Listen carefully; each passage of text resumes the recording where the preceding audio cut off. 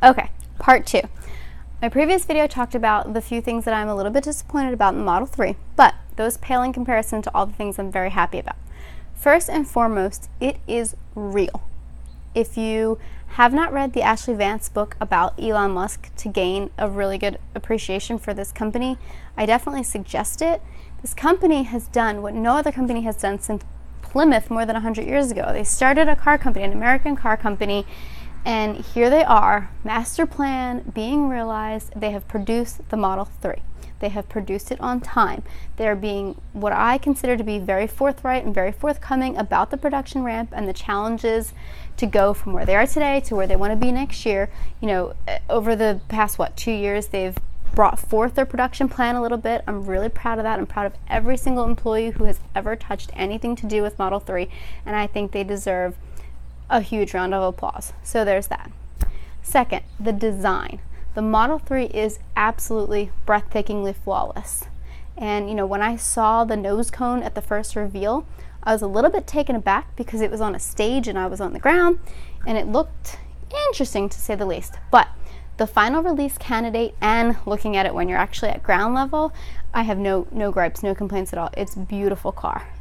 Outside, the lines are beautiful, and it looks like a mini Model S. It really does. So you're getting a Tesla for half the price. Now, I never expected it to be as good as a Model S, and I don't think many people did, despite the jokes that Elon seems to make about the naming scheme. But it's a beautiful car, exterior, and I don't think there's anything I would change if I could.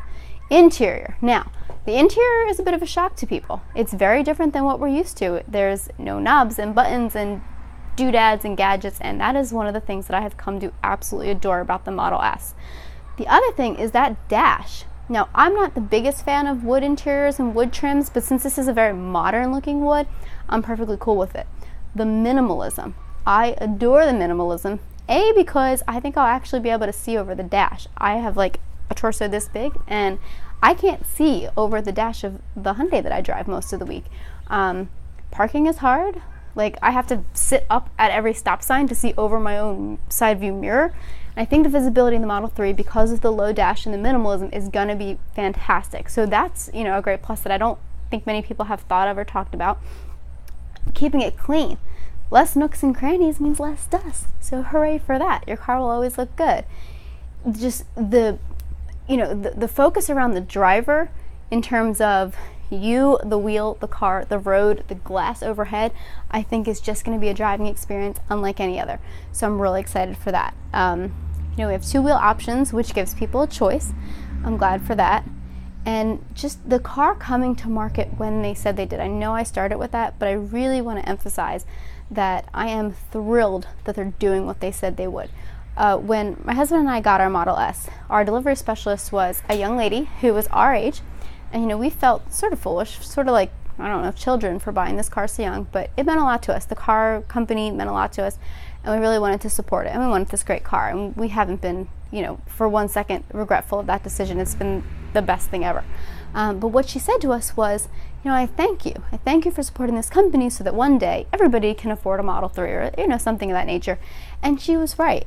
And, in 2014, maybe it was a little bit of risk, to buy a Model S from a company that we didn't know if they were going to be around. There were fewer superchargers than there are today. But it wasn't as big of a risk as some of these folks I know who got these 2012 and 2013 cars from this unknown company who plunked down 40 grand deposits without even seeing a car. Long story short, the company has gone a long, long way, and I could not be more proud that they are bringing this beautiful car to the masses. Now, masses is kind of a loaded term because the masses, at least in this country, can't actually afford any new car. So when we talk about masses, we talk about those who can afford a new car, because right now the average purchase price of a brand new car in America is somewhere in the ballpark of the mid-30s. So, having a Model S be mid-30s is fine, and it's fair.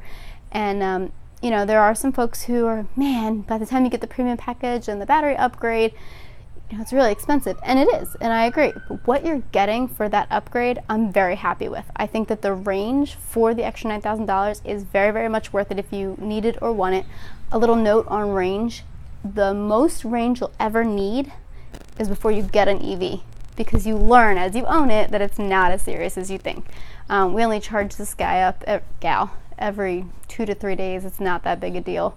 I almost never pay attention to how much range I have left because there's plenty, and you'll find that to be the case with both the short range and the long range Model 3. So I wanted to give my second video to make sure that I also talked about, you know, despite having a few very small personal gripes about the car that I want, because I want my car now and I want the ones options I want it cheaper.